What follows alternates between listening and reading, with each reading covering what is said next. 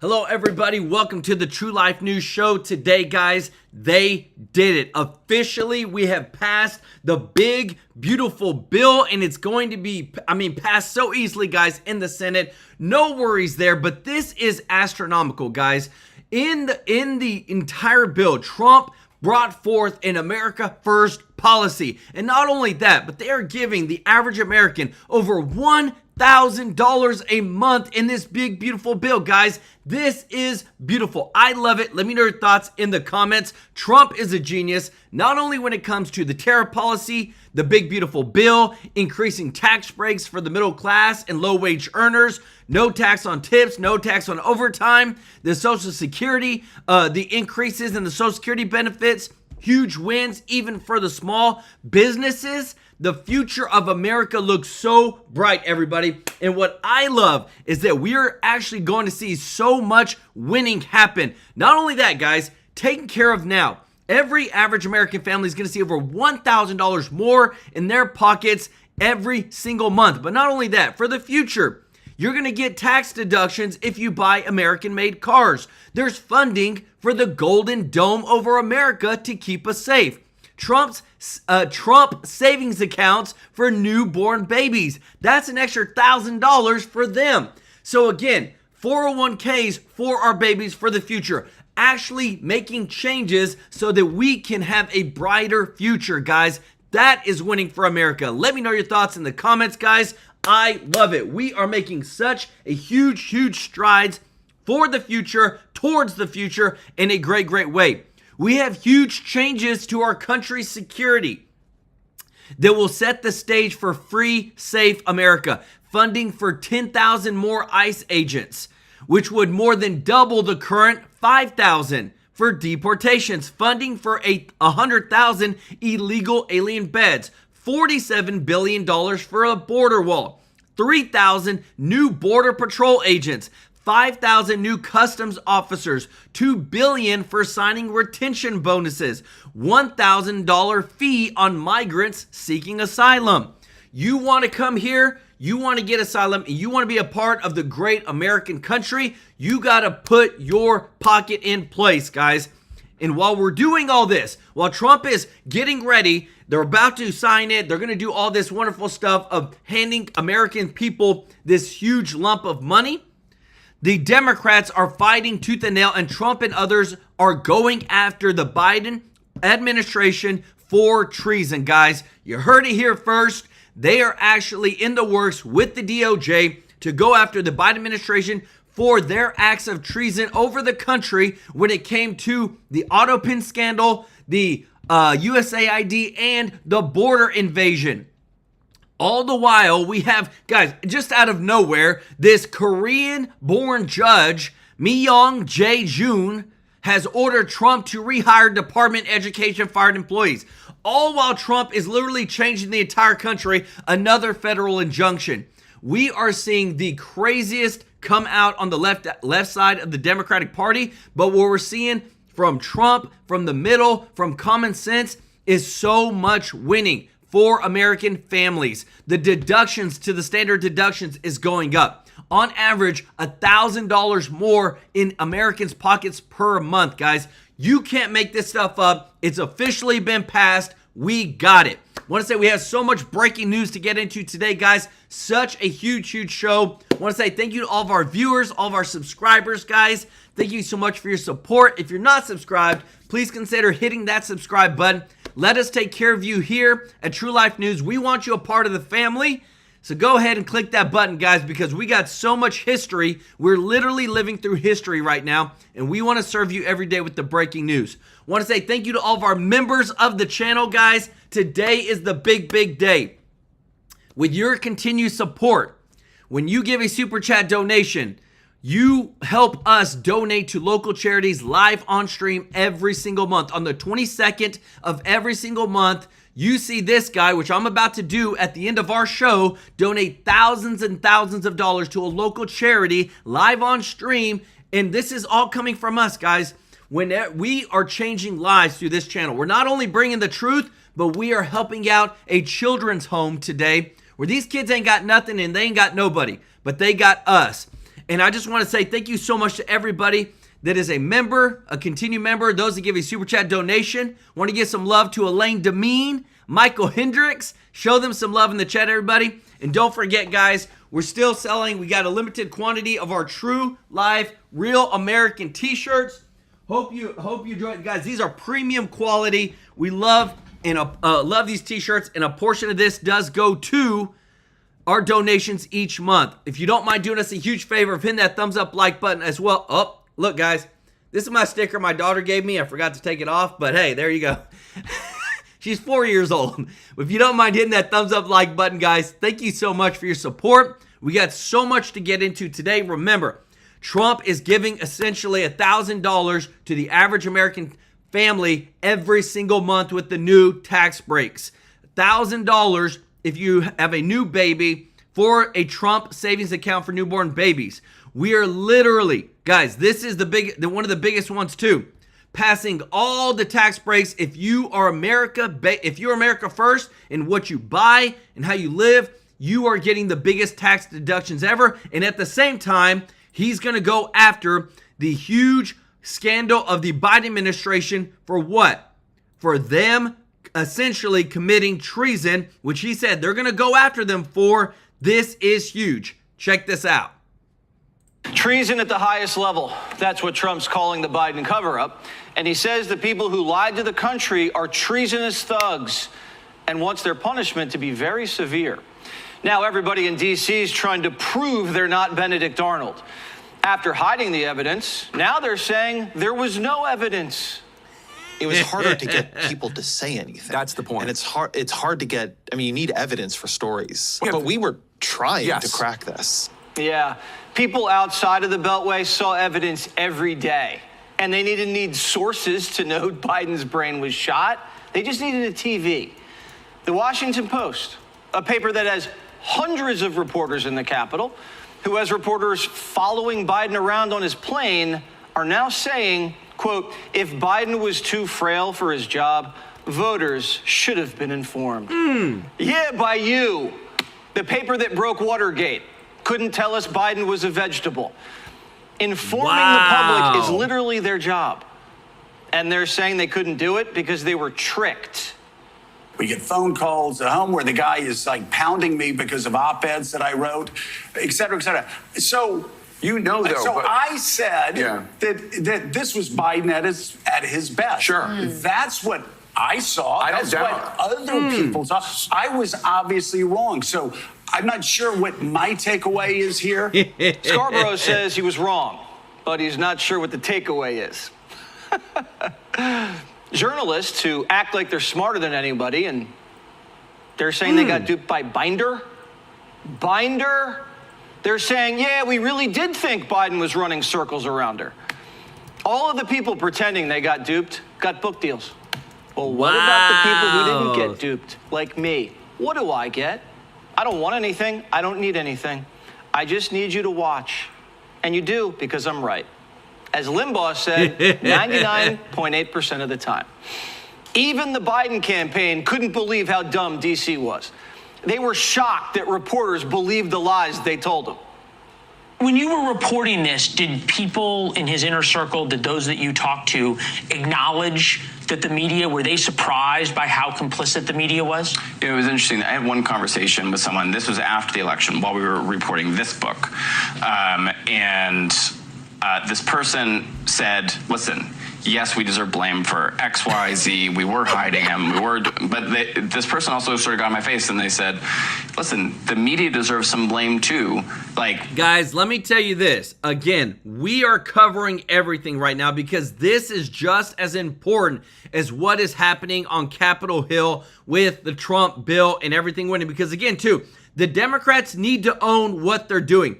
Every single Democrat just voted against the largest middle-class tax cut in history. Not only did every single Democrat support Biden, not only did they say that nothing was wrong with him, not only did they say that we had a secure border and there was no invasion, they said there was no inflation. They lied and have been lying time and time again, and we're finally getting to win because we have people that say America first. If you appreciate this, guys, if you don't mind hitting the thumbs up like button, thank you so much for your support. We are seeing that Trump is promises made, promises kept, guys. When we look at this big, beautiful bill that has just passed, which we're going to go over in just a moment, this is huge. Not only did Trump put out of no tax on tips, no tax on overtime, permanent Trump tax cuts for the working and middle class, tax relief for seniors, Social Security and Medicaid protected by digging more, putting work requirements, guys. We are seeing that the Trump train is not stopping. We are winning big time. And all the while, at the same time, guys, they are exposing the left for what they are: liars, cheaters, fraudsters. We were sort of amazed at some of the stuff we were able to spin. You guys should not have believed us so easily. The Biden White House is like, hey, yeah, we were lying, but you idiots shouldn't have believed us. We told you Joe was Hercules. The campaign didn't even think it'd be close. They thought they could throw Trump in jail and keep Biden in the bunker.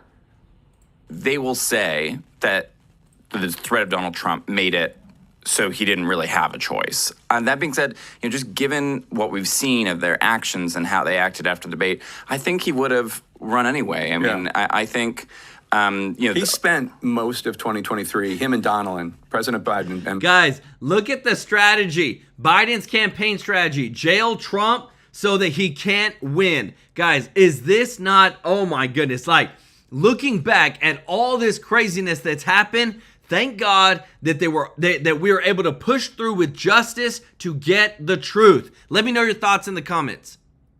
Like Donald spent most of 2023 convinced that Donald Trump was going to jail. But throwing Trump in jail just made him more popular. So NyQuil Joe was forced out of hiding, and his campaign spent millions staging fake town halls. This fake town hall was in order to film it so they could make it into campaign commercials. They filmed it in Delaware with supporters. But Joe Biden, at this point, this is the spring of 2024, Joe Biden's town hall, which was closed to press, was so bad that campaign officials determined that it was not usable for a campaign commercial. So they took 90 minutes, 2 hours out of the president's day. They filmed an entire town hall, and they determined that it was not usable. Now, some people say this was because Joe Biden was incoherent. He could not really articulate his thoughts in a pithy or even semi-normal way. Everybody knew how bad things really were. Some Democrats were worried about Biden years before. Oh my During a trip goodness. to Ireland, one Democrat said Joe reminded him of his father right before he died. Wow. Another Democrat said they were stunned to see Biden completely out of it at a White House Christmas party. Every Democrat saw it, but they all zipped their lips. Even Kamala thought Joe was out of his mind. Remember when Joe put on the Trump hat? She said, "What is he doing? This is completely unhelpful and so unnecessary." After that, they said, "We're not campaigning with this guy ever again." Guys, take a picture. Look, a candidate never puts on another candidate's, merch, or anything like this. We were so bamboozled, guys. Oh my goodness. And look how bad it gets, because I have to bring you some laughs. I got to give you some enjoyment, guys, because we have this breaking news that from the leading report. Oh, guys, if you got some popcorn, you're going to enjoy this show right here. The Disney's CEO Bob Iger and ABC News President Almin Karamahadavash, yeah, I really tried on that one, have advised the host of The View to tone down their political rhetoric, particularly their criticism of President Trump, per the New York Post. Are we not winning, baby? This is what I'm talking about. Money talks. They know that people are tired of hearing the lies, the gaslighting, all the fake news. People are about to start feeling it in their pockets of $1,000 plus more in cash money in their pockets every single month for the average family, guys.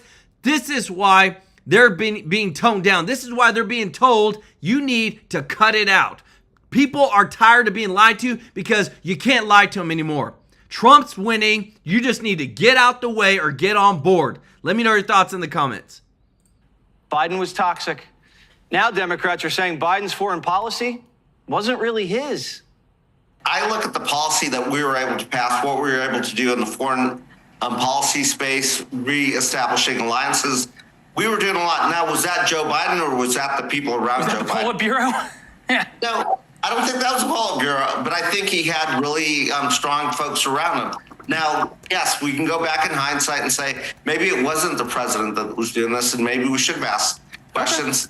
Biden wasn't even running his own White House. They say a small group of Biden insiders were running it. You know who was in charge? Hunter. I think Hunter was driving the decision making for the family in a way that he was almost like a chief of staff. I think he is provably, demonstrably unethical, sleazy, and prone to horrible decisions. I mean, tell me how you really feel. Wow. Well, I mean, I just look at the record. I mean, after his brother died, he cheated on his wife with his brother's widow and then got her addicted to crack. Tapper just said a sleazy criminal hooked on crack was running the country. But when we said that, Tapper said, no, that's just a cruel conspiracy. The right wing is going crazy with all sorts of allegations about Biden and his family, too disgusting to even repeat here. I mean, some of the ones I've seen from the president's son and some of the president's supporters are just wildly unhinged. Unhinged. Okay. Well, what's Tapper's next book going to be called? Biden's border crisis? How Democrats imported millions of voters. How much is he going to get paid for that? Because when conservatives write a book, they're not even allowed on most mainstream shows to promote it. Wow. Tapper is everywhere. So the question is why? Well, the media is trying to scapegoat the Biden family while they clean up the rest of the crime scene. They knew all along they were in the middle of a cover-up and didn't say a thing. But when did Biden find out he had cancer? Wow. They said he found out Friday. But at this point, we can't believe anything they say. Biden said he had cancer 3 years ago. Because it was a 4-lane highway that was accessible, my mother drove us, and rather than us be able to walk. And guess what? The first frost, you know what was happening? It had to put on their windshield wipers to get literally the oil slick off the window. That's why I and so damn many other people I grew up have cancer. And why for the longest time, Delaware had the highest cancer rate in the nation. Wow. Was he talking about prostate cancer, skin cancer? Because he said this before they caught his skin cancer. Yep. So what cancer was he talking about? Was that a gaffe? Was he telling the truth? How long have they been lying to us? Biden had an enlarged prostate over 10 years ago, and they just stopped testing him? Doesn't make any sense. Guys, everything is coming full circle now when we look at where all the evidence is pointing to. Guys, this is what I'm happy about, is what you're seeing on the screen right now.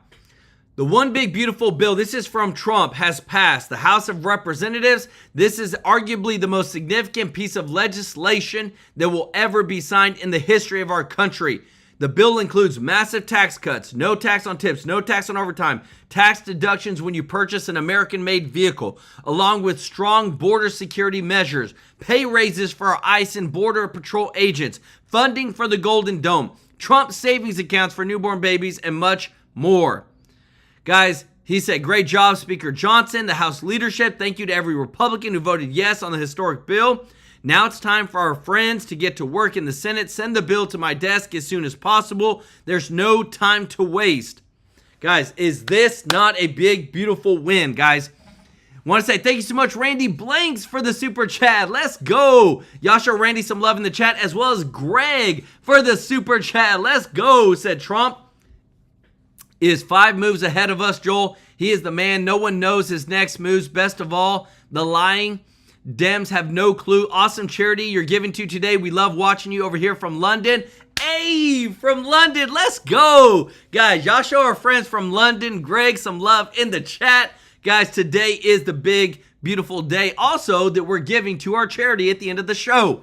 Guys, and I love it. This is going to be our biggest donation ever, guys. This year, such a huge giving to a local charity. You're going to get to see me live on stream donate. But what I love is we got so much good news, guys, of what's coming next. Because again, too, now that this stuff is about to be put into effect, we're actually going to start feeling in our pockets the wins. If you appreciate this, if you don't mind hitting that thumbs up like button, thank you so much for your support. Check this out.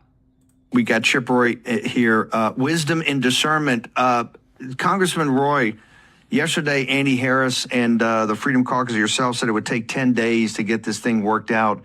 President Trump actually took an active role in negotiating this. A couple hours you guys spent up in the White House. Give us your assessment of the big, beautiful bill. Well, first of all, you played a great speech by my friend Thomas Massey, and sometimes people take issue with him, but he was right on this in terms of his concerns. I share those concerns. You share those concerns. We have to balance all of this to try to figure out how to move it forward. Here were the interests that we had to balance. We were working really hard, as you recall, last weekend. I voted, along with 3 of my colleagues, to kill this bill in the Budget Committee. Then we fought over the weekend, and then we voted president to move it along. Then fast forward yesterday, we meet with the president. We're over at the White House, and we worked to get this bill done over the course of the night with reservations. But the things that moved it forward that we thought were important. One, we firmly solidified killing all of the projects going forward under the Green New Scam. Not existing projects. I'm still pissed off about that, but we'll deal with that separately. But we firmly locked in that the current under construction and future projects, we will be killing virtually all of those with a handful of grandfather. We also had the Medicaid work requirements shoved up, which we had to personally negotiate in order to get that done. And yesterday we worked something out to help the non-expansion states under Obamacare be able to stay non-expanded so we can work this balance that I know you care about too, where we're trying to manage the Medicaid scam problem that needs to be reformed while also making sure working class Americans are still dealing with healthcare who, have been kind of stuck because we've got such a broken healthcare system. So we've got 12 levers we're pulling. I do not like the final result in terms of the overall deficit numbers. Too much deficit in the first 5 years, too much savings in the second 5 years. We technically honored the deficit neutral over 10, but that's bullcrap on the say if all your savings are in the second 5. So my point to you, Steve, guys, and let me tell you this. We hear this all the time. I want to bring so much context to this. How many times have you heard, oh, we're saving $1 trillion. We're cutting out $1 trillion. What they're talking about is over 10 years. Think about what has been said over the past 10 years. And is that still ongoing? Think about what is actually the actual number that is actually affecting the national debt, the spending, the federal spending. This is what he's talking about is we always put stuff off. Well, guess what? The next president can cut that off, not tell anybody, and then everything that we thought was going to happen doesn't actually happen. I felt compelled to work with the president to achieve the objectives of the border funding necessary for the ICE beds, the defense stuff that we're working with Russ on at the Office of Management Budget to try to hold the hawks in town down and stop them from using all of the discretionary spending to mess things up. So the border and the defense money, plus what we got on the Inflation Reduction Act and the Medicaid work requirements, plus some of the other good spending cuts we already had in there. I want to make sure, but I want to make sure the War Room Posse understands this because they're the tip of the spear in the guys' committees. Now, and that's why I played Hassett's Stuart Varney piece yesterday, where they're talking about a minimum that the supply side nature of this is going to, and they're talking about, because remember, one of the reasons these numbers suck is that the CBO scoring has a growth rate of 1.8%. And what the White House is saying, and Hassett and Moran, the CEA chair, because Hassett's at NEC now, is that the growth rate's really 3% of what's going to happen. So in the first couple, so two things. Number one, Russ Vought is a close friend of yours and mine, a colleague and a very smart guy. We got the right guy. His theory of the case that we have a one-time shot to make structural changes on mandatory spending in the 5th year and beyond, and that's worth not fighting to the knife, not going to the knife on the first couple of years on the deficits. Is that essentially the bet that OMB is making, and really the administration is saying that we have a chance to do something that's never been done before, that we can actually change structurally mandatory spending? And unfortunately, those changes come in the 5th through the 10th year, sir? Yes, that is correct. And I think that is a fair characterization. And what I was partially trying to get at with respect to what we're working on together on the defense issue, which also touches discretionary spending, that we're trying to restructure the town. We're trying to get our arms around the way things have been broken and break it back so that we can have something that the people control. To answer your question, I am still concerned about the front year deficits, okay? Maybe a little more than my good friend Ross. I do think we need to hold those down. But to get the trajectory right, we are putting it on the right path. Those reforms on Medicaid are a pretty big deal. What we got yesterday on some other executive order actions you will see coming out in the next 2 weeks are a pretty big deal. What we got with respect to the work requirements, the Inflation Reduction Act, pretty big deal. That will all be a good trajectory. We still have more work to do, though. I think that there are things we could do that would fundamentally end some of those Medicaid scams that would help in the long-term trajectory like Russ is talking about. Remember, guys, every single year, this is like, when I say these numbers, it's hard to even comprehend how big they are, but we spend with Medicare and Medicaid around $2 trillion a year. $2 to $2.5 trillion a year. 10% of that, over $200 billion is lost every single year to scams. People from overseas stealing our hard-earned money from Medicare, from Medicaid, through all these big scams. And this is where, like, they're trying, again, it's such a big ship. Trying to steer the ship, trying to get it right is going to be hard. But again, they're doing a lot of good stuff, but I like it. I really do like it that you still have some people that say it's not enough. We still got to keep going because that's what's going to continuously make us better. Let me know your thoughts in the comments. But yes, the growth side is the other thing I want to address, because I respect Hassett and I respect that conversation with Stuart Varney. And look, I'm all about 3% growth, 4% growth. We need that like we did in the 80s. And I think a lot of the Trump policies can do that. But let's be very clear. We got a lot of work to do to get there. We assumed 2.6% growth in our model, which I think is a fair place to land for budget purposes if you want to get deficits down. So I didn't want to accept 3 and 4%. That's gravy because we got to go pay the debt down. So we should budget at 2.6, and we should hope the gravy comes into tariffs and economic growth to get our damn debt down. Guys, again, what we're seeing, there's such a big, beautiful bill today, but it's just, I can't get away from the other breaking news that's happening over all the corruption, the fraud, the waste, the abuse that happened over the past 4 years. Because what you're about to hear is an actual representative going over what they're finding out in the committees. Guys, this is huge. I want to say thank you so much, Bonnell Anderson, for the super chat. Let's go. Said, I watched an interview with Elon Musk saying he will not donate to the Republican Party in the future because they are planning on ending Doge and not codifying the Doge cuts. Can you find out what that's talking about? I've got the video to show in just a moment. Guys, y'all show Bonnell some love in the chat. People, Elon Musk is a guy who, he's going to be everything. He's going to give you 110% of himself. If you lie to him or don't support what you said you were going to support, he pulls back and he doesn't come back, guys. He wanted to make sure Trump won, and he put his money where his mouth was, and he did it.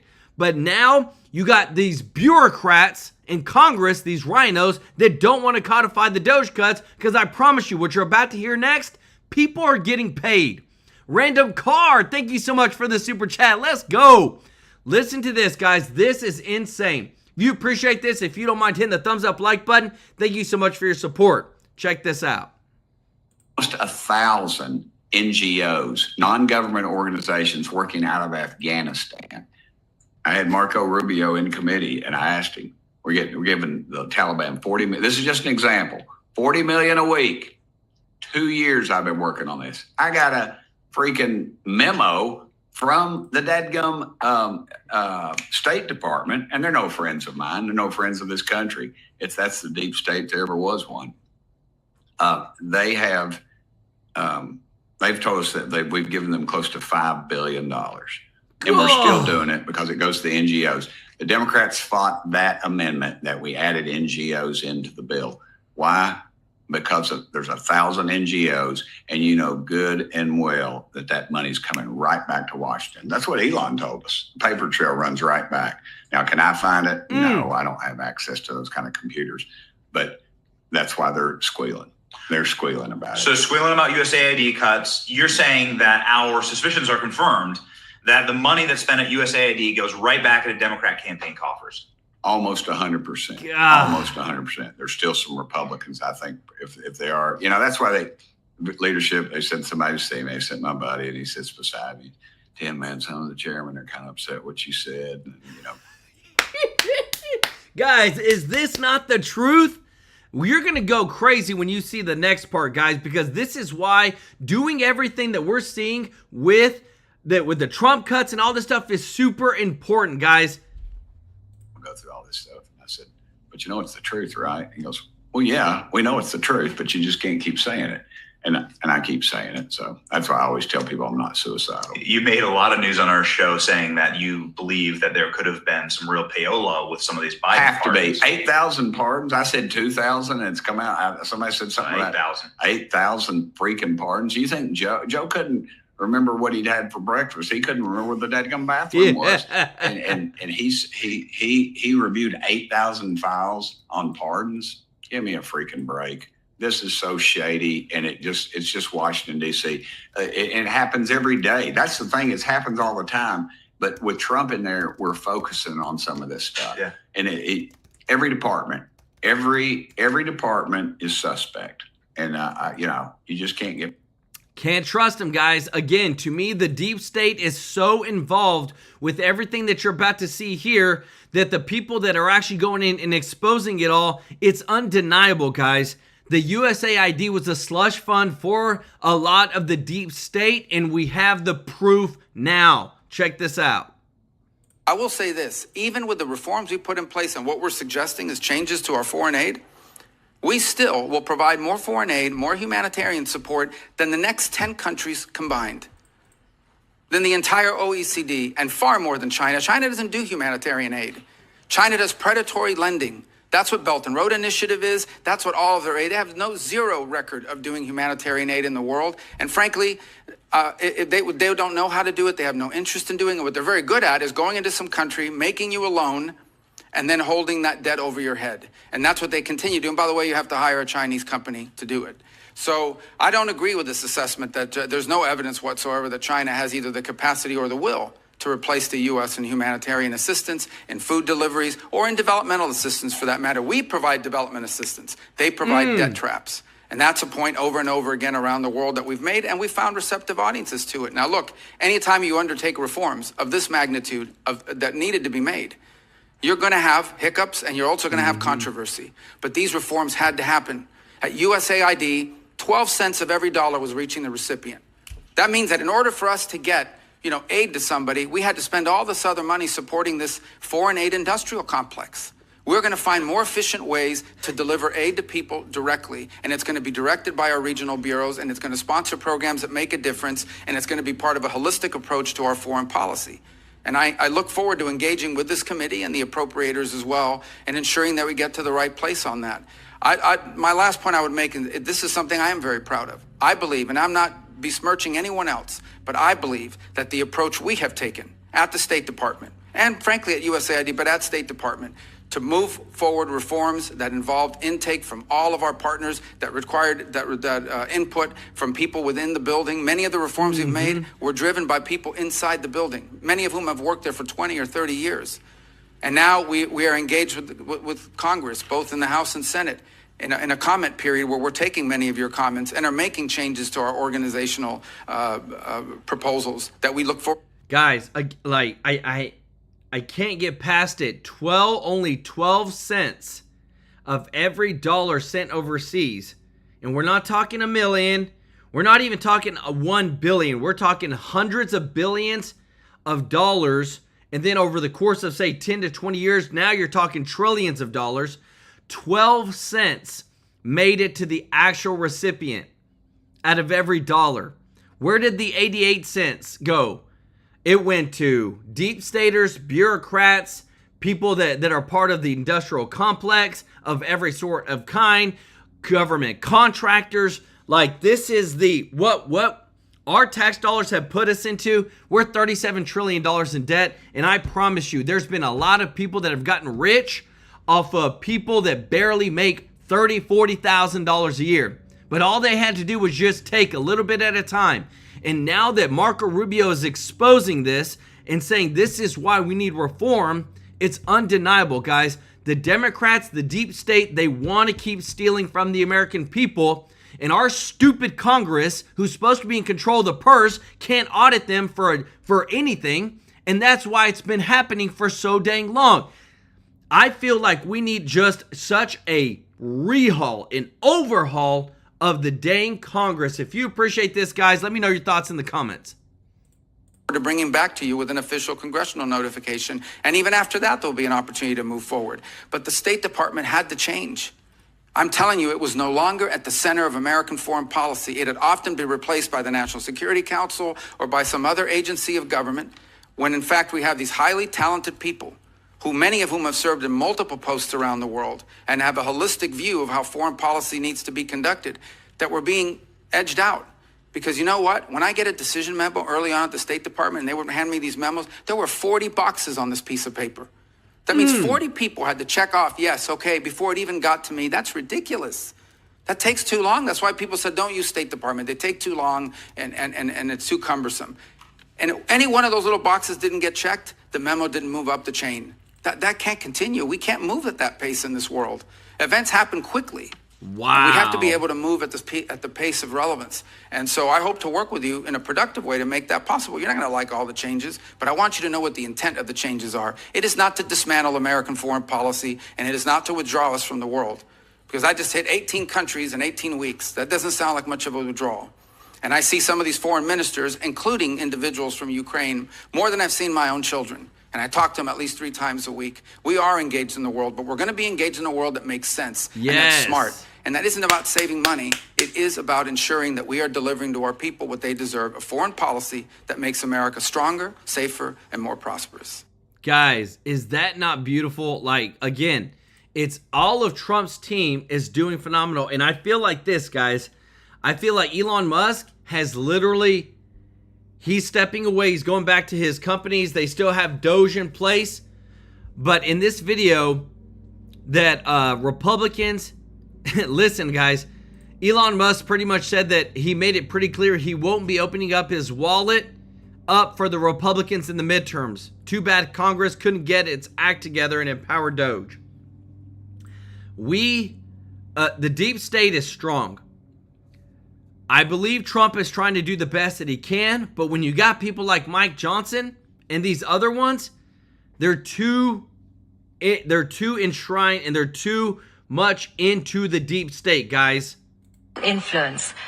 I wondered whether you have decided yet how much you're going to spend on the upcoming midterms. Is it you spent a lot more money on the last US election than you envisaged when you were speaking here 3 years ago. Are you going to continue to spend at that kind of level on future elections? I think in terms of political spending, I'm going to do a lot less in the future. And why is that? I think I've done enough. Is it because of blowback? Well, if I see a reason to do political spending in the future, I will do it. I do not currently see a reason. Okay. What about political influence beyond the US? How often do you speak to President Putin? I don't speak to President Putin. You've never spoken to President Putin? I was on a video call with him once about 5 years ago. That's the only. Why would you think I speak to President Putin? Oh, you must. I get it. Because You I've believe heard the you legacy. speak. Actually, I've heard you speak about it. For example, in your West Point speech, you said, "Oh, I challenged President Putin to was it an arm wrestle?" And I know the Wall Street Journal has reported your reported conversations. Okay. If you're saying they haven't happened other than once, I'll take that as read. Is there a worse publication on the face of the earth than the Wall Street Journal? I wouldn't use that to line up my cage for paragraph links. Wow, guys. So you've heard it there from his voice himself, guys. Again, it's like we're bittersweet right now. We've seen a lot of amazing things happen. If you appreciate this, guys, if you don't mind hitting that thumbs up like button, guys, thank you so much for your support. But right now, there's still so much to do, guys. And I know that within 4 months, basically, we've passed this huge, big, beautiful bill. I want you to hear from Byron Donalds himself over what's happening next, because there's still so much to do, guys. Check this out. Florida joins me now. Congressman, the bill's passed. We know there had been some holdouts. Was it Trump's influence that pushed this over the line? Yes. At the end of the day, the president weighed in and talked with members about how critical it was to get this moved along. And look, let me take a step back. There's been a ton of work on this bill over months. Members have been negotiating in good faith, regardless of what caucus you might be a part of, Main Street Freedom Caucus. Everybody's been negotiating in good faith with House leadership, with the White House. Total team effort here. The president is the one that pushes over the line at the end of the day. And now we see what the Senate's going to do with it. But I will tell you, President Trump's agenda is going to be passed out of Congress. It's going to get to his desk, and we're going to make America great again. Is there a plan to primary your two colleagues who did not vote for the bill? They voted no. Two of them. I don't think so. I think it's very premature on that. I think even if you talk to Warren and to Thomas, what they are looking for is similar to what Senator Marshall was saying, doing more about long-term deficits and long-term debt. Look, if the Senate can make this thing better in terms of addressing some of the fiscal issues the country's facing, I'm all for it, because anybody that was looking at the Treasury bond auction yesterday saw a very expensive 20-year Treasury bond. We can't keep that going. The only way to address that is to fix the long-term fiscal trajectory of the United States. I'm going to change the subject, Congressman. I want you to listen to what Axios reporter Alex Thompson had to say about the inner circle controlling Biden at the end of his term. Watch this. The people that were in charge were Mike Donilon, Steve Ricchetti, Bruce Reed, Anthony Bernal, the First Lady's chief of staff, the First Lady, and Annie Tomasini. Those are the people that saw him the most and that had the most control over what he was doing and his day-to-day. Well, clearly, Congressman, he is naming names. And we have the Washington Post columnist, Sally Quinn, accusing former First Lady of elder abuse. What do you say to that, Congressman? Elder abuse. It is elder abuse. It is. There's no doubt about that. And all of these officials that were in the Biden White House, as far as I'm concerned, they need to come in front of the Oversight Committee because questions need to be answered. Last thing I will say on this is, depending on when the president truly was not in control of his mental faculties, a lot of the stuff that he did as president, in my view, should be invalidated. And the reason why is because you can't use an auto pen to run the country. It has to be from the mental capabilities and the physical capabilities of the person elected to be commander-in-chief. And so if Joe Biden could not execute the duties of his office, then why are we living under a lot of the decisions that was made by the Biden White House? So there's a lot of investigations that need to occur on this matter. This is a major scandal, in my view, the biggest one in presidential history. We can now put Watergate to bed because the auto pen is now in front of us. Congressman, I want to get your comment on the Israeli diplomats who were shot and killed in D.C. last night. But first, watch this. Congresswoman Ilhan Omar refused to even address the shootings. Watch, please.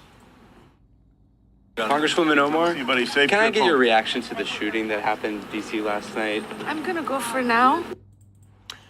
That's it. I'm going to go for now. Are you comfortable with colleagues like that in the United States Congress?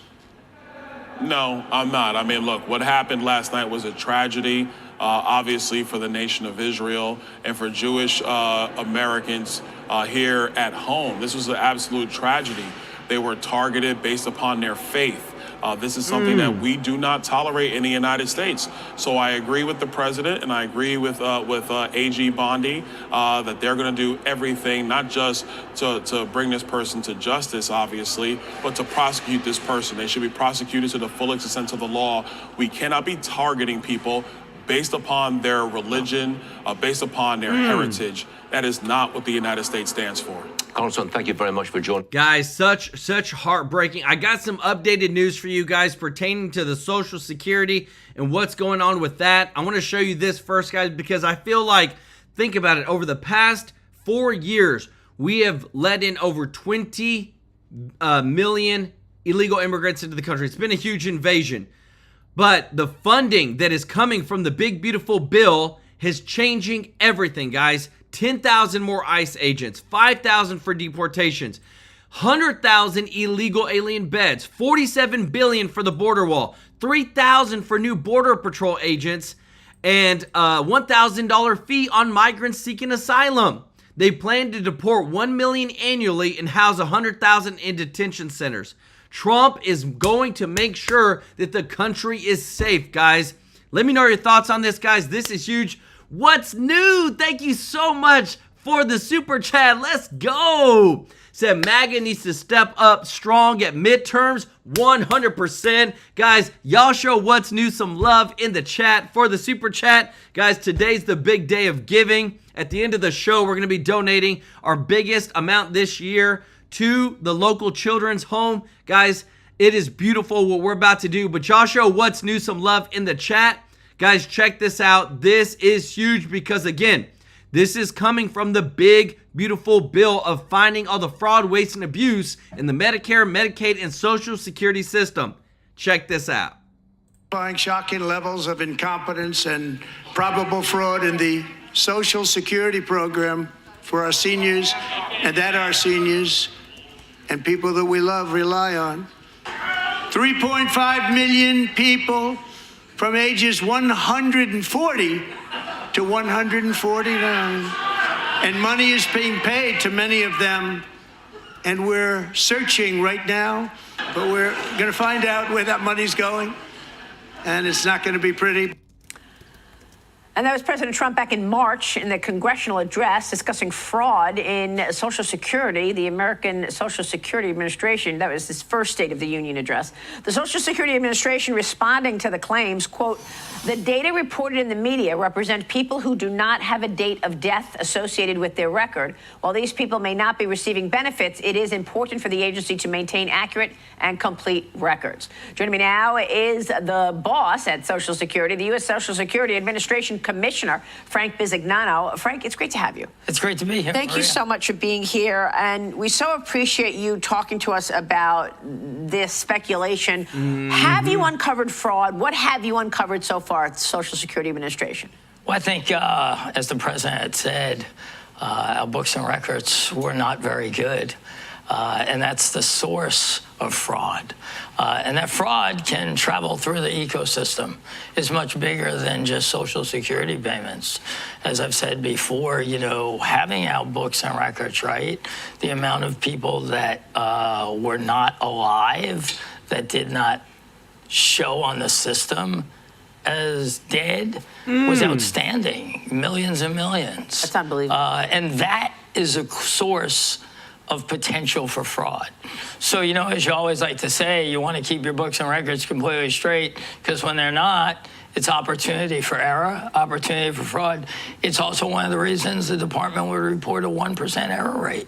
By any payment company, that would be 5 decimals to the right instead of where it is. And so you've done so much in the payments industry. I wanted to make the point that you just left a company before you started working in government that did $2.5 trillion a day and 850 million transactions a day. So you understand the payments business, and I want to get your take on how this happens. People didn't look at them. I mean, at the same time, you've made the point in the past that having a Social Security number is so critical. So we don't know if those people who who Elon Musk and the Doge team told us they were on the rolls of being 150 years old, 160 years old. We don't know if they actually accepted Social Security benefits and accepted money, but we do know that they may have had a Social Security number. Yes. So tell us about that. I mean, the work that Doge did was 100% accurate. They were identifying opportunity for fraud, and they still end up being a tremendous resource for us. And, you know, partnering with Doge has been tremendously valuable, even in my first few days here. And it's really about data integrity.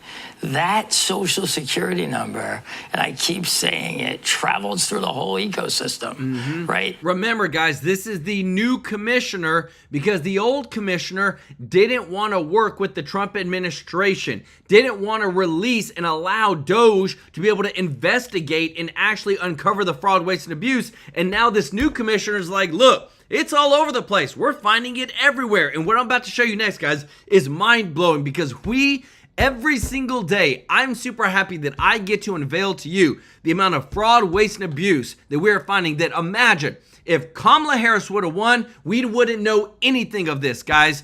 And also, show B1 Sly One some love in the chat, everybody, for gifting 5 TrueLife News memberships. Let's go. If you got a free membership from B1 Sly One, show him some love in the chat. And if you appreciate this, guys, if you don't mind hitting that thumbs up like button, thank you so much for your support. Every element, everywhere you go, people want to understand the Social Security number. If that Social Security number is still alive in the system, it has the opportunity for fraud. Yep. So we've worked really hard. I think people have done tremendous work at getting much higher data integrity. We've definitely found things that are not good, but I view it as out of adversity comes opportunity. The opportunity to eliminate fraud, waste, and abuse. The president was 100% right. He had it early, and he knew what he saw, and he used the information, and I plan on running a much tighter ship here. Well, what about that? What are they doing with the Social Security number? Because we've got reports that illegal migrants came into the country. They were given Social Security numbers. How does that happen? And once you have a Social Security number, what can you get? Well, you know, you could go all the way. You could go all the way with a Social Security number from, you know, Medicare, Medicaid, voter registration, licenses, everything, you know. And a Social Security card is a pretty big ticket. Now, you know, it doesn't take a large number on a percent basis, right, to be a big problem here in the United States. So I've moved all the way to the front of the process. How do we not give people Social Security numbers unless they should have them? And how do we retire them, you know, make them ineligible when they're no longer eligible? So under the Biden administration, we had all these people coming in who were unvetted and unchecked. That's what I want to get your take on. Right here, guys. How is it possible that they came into the country? We knew that they were not legal citizens, and yet they were still able to get a Social Security number? Because guess what, guys? You go to vote, you bring a Social Security number, they're going to let you vote, guys. We knew they were doing this all along of trying to import voters using our taxpayer dollars, guys, and it's disgusting because they tried to steal an election, but thank God it was too big to rig. Well, yeah, because they would get a ticket coming in many times, you know, the first 1,500 or whatever the number a day was, and then they can apply for work. And, you know, now that doesn't mean they were going to get a Social Security payment at the end. Right. But it availed them to a number.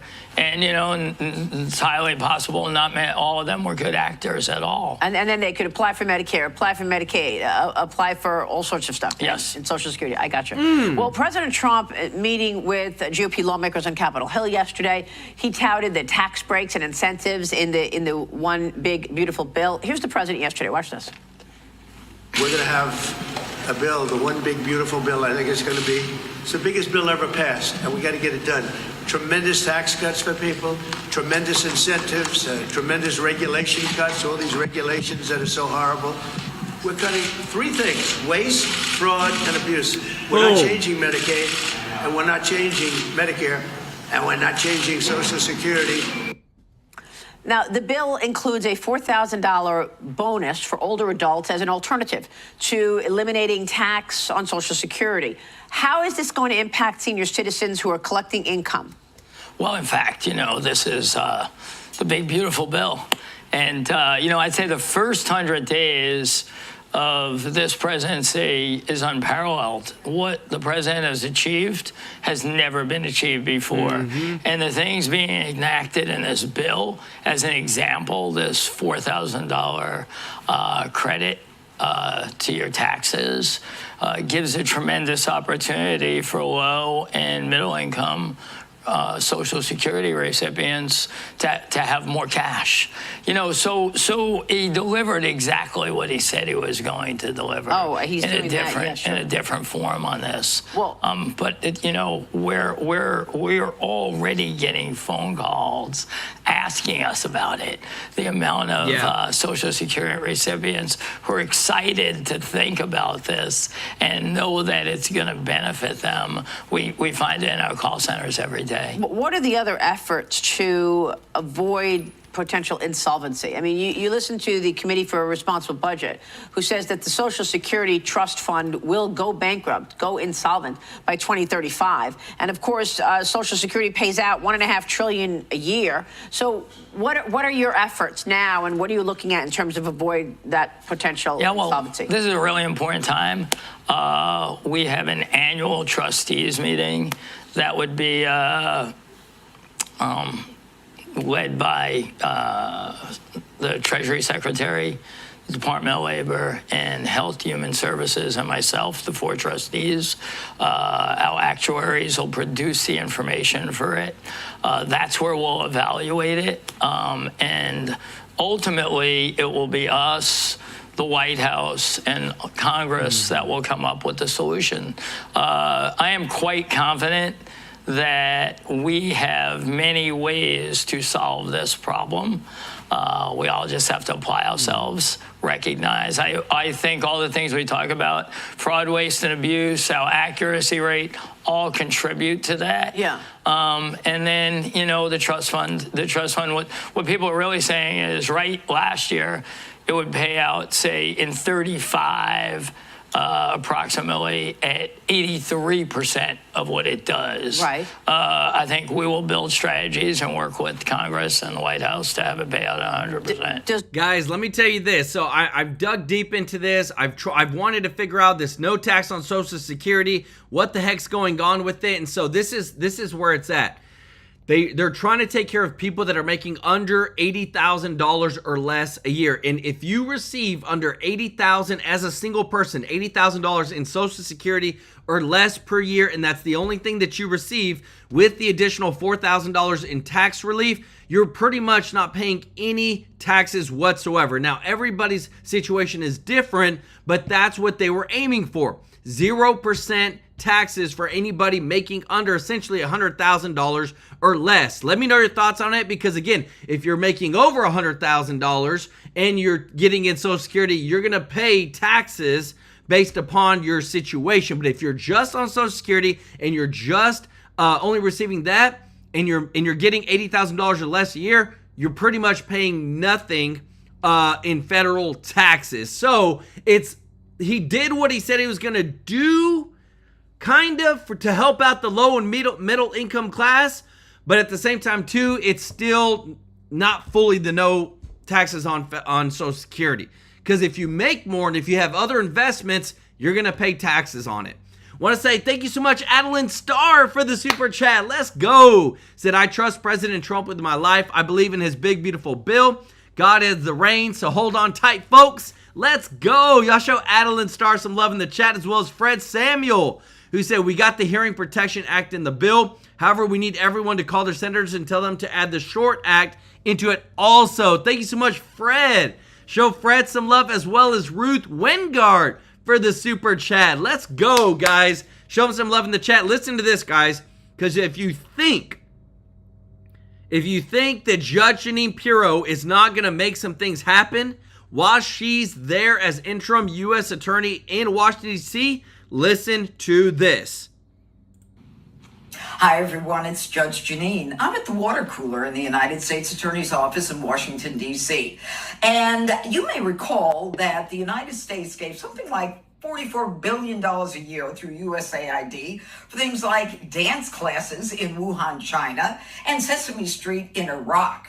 But here in the United States Attorney's Office, where we prosecute crime on behalf of the victims, on behalf of the people who are targeted by criminals, the U.S. attorneys, as well as the staff, in order to get water, they have to join a water club. And they have to pay. It's a dues-paying membership. And today they ask for our patience. Why? Because we couldn't get water delivered today. Today, there was no water delivered to the United States Attorney's Office. And remember, it's only for those who pay $7 a month. Now, ain't it grand to be a part of the government? And I'm just thrilled to be here. Guys, holy smokes. So we give $40 billion a year to overseas people. We have U.S. attorneys that work in Washington, D.C. that they can't even get water, filtered water, unless they're a part of the water club that they pay into every single month. And then the water club is like, hey, we can't get water, so we're sorry. Like, again, this is the back end scenes, guys. This is what a joke the U.S. government has made themselves into at the federal level when it comes to our hard-earned tax dollars that we continue to give them to what? We give them to overseas people. You know people are getting paid out, guys. There's no doubting it. They're getting paid out while our people here in the United States suffer or aren't being taken care of with our own taxpayer dollars, guys. Let me know your thoughts in the comments. This is ridiculous. But want to say thank you so much. If you haven't, guys, already, if you don't mind hitting that thumbs up like button, guys, thank you so much for your support. Guys, this is the moment of the show, guys. This is where we're going to transition, and you're about to see me give thousands of dollars live on stream to this charity right here, guys. And I am so thankful, guys, so thankful for every single one of you that donates, every single one of you that likes these videos, that shares these videos, guys, because this is changing lives. This is a local charity called Tupelo Children's Mansion. These kids don't have anything. They're orphans that either the home situation was bad or something was bad, something went wrong. And so this charity created this, essentially, they call it Tupelo's Children's Mansion, where these kids get loved on, they get taken care of, they get taught godly principles. Guys, because let me tell you this, even if you don't believe in Christianity, loving your neighbor, being kind, being compassionate, doing everything that you do with love and compassion and kindness, those are amazing morals to live by. And we're about to donate to this charity live on stream. Thank you so much, Andy, for the super chat. Let's go. And right now, they've been operating since 1953. Tupelo's Children's Mansion has offered hope through the love of Jesus Christ to children in need of care since 1953. And this is a safe haven for the kids. This is the spring, like what they're talking about right here, the spring appeal. They said, we believe every child deserves a place to feel safe, loved, and nurtured. A place where they can grow, heal, and dream about their future. Mealtime is an essential part of this experience. It's a time when our children can find comfort, routine, and the nourishment they need to thrive. Each meal is served is more than just food. It is an act of love and care, a daily reminder that they are valued. Let me tell you this, guys. I didn't grow up with money. Right now, I bust my butt, and I probably work 12, 13 hours a day. Every day of the week, guys. That's just who I am. But I didn't grow up with money. I didn't grow up. There were times, especially whenever my parents divorced, it was just us and our mom. And we didn't have food in the cabinets. And we had to have help from the church.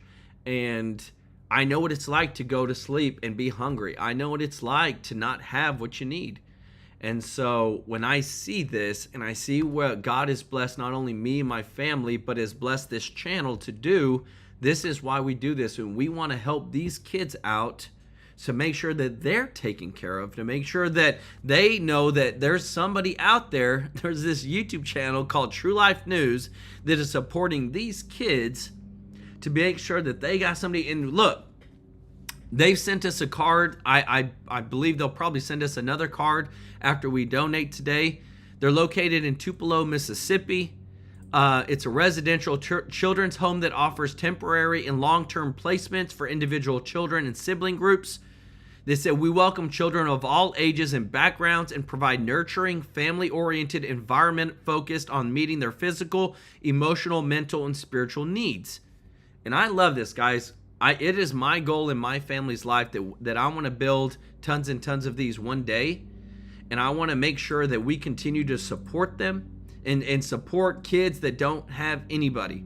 And that's why you're about to see me right now, guys. I hit the donate button. You can go to this website. It's mansionkids.org. You can go see it for yourself. We're going to make a single one-time donation. Give this right here. And you're seeing right now, guys, this is the most that we've given this year. We are going to give. And I just want to say thank you, guys, from the bottom of my heart. Because you don't have to give. You don't have to support the channel. You don't have to do any of this. Greg, thank you so much for the super chat, brother. But I know you do this. You believe in what we're doing. You believe in growing this channel and bringing the truth. And I'm so thankful to say that this month we are going to be giving. Remember, we do this on the 22nd of every single month. We're going to be giving $3,000 to this local charity, guys. Live on stream. Show some love in the chat. Hit the like button, guys. Share this video, guys. We're about to give $3,000, guys, live on stream to this charity to help out the kids, guys. And I'm so thankful to every single one of y'all that support us and what we're doing. And we're going to keep this growing, guys. I believe one day we're going to say we're giving over $100,000 live on stream. We're going to say that one day, guys. I promise you. Comment regarding this gift.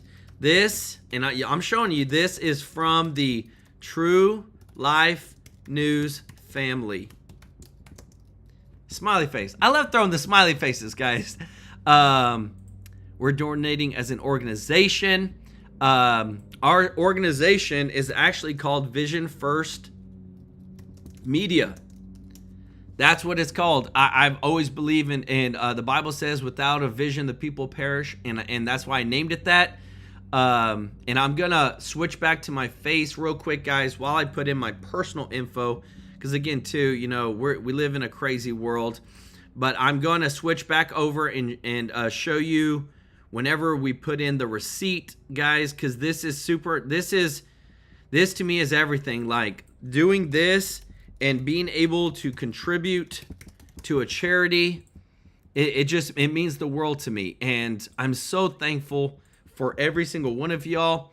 And right now, you see it right here, guys. I'm going to switch back over. I'm about to hit this give $3,000 button. I'm going to switch back because, again, I don't know what it's going to show on the next screen. What? Right there. It is showing success. I'm going to zoom in. Look, guys. Mansion Kids success. Thank you for your generous donation, guys. This is all because of you. I'm so thankful for every one of you, guys, that is still watching, that supports us, that helps out. Please go check out this charity, Tupelo Children's Mansion, guys. I'm so thankful. It means the world to me that you support us, and we couldn't do it without you, guys. I love you all. Appreciate you so much. This is from the bottom of my heart that I'm so thankful and grateful. And we just want to continue growing this every single month. We're going to continue growing this. I love you all. Appreciate you so much. I want to give some love to some special people that donated today. What's new in the chat? Randy Blanks, Greg, Bonnell Anderson, Denise Art, Custom Art, Random Car, B1 Sly One, Adeline Starr, Fred Samuel, Ruth Wengart, Andy, OG D-Dog. Guys, show them some love in the chat. Thank you so much for your support. We appreciate you, and we'll see you in the next one. Take care. Bye-bye.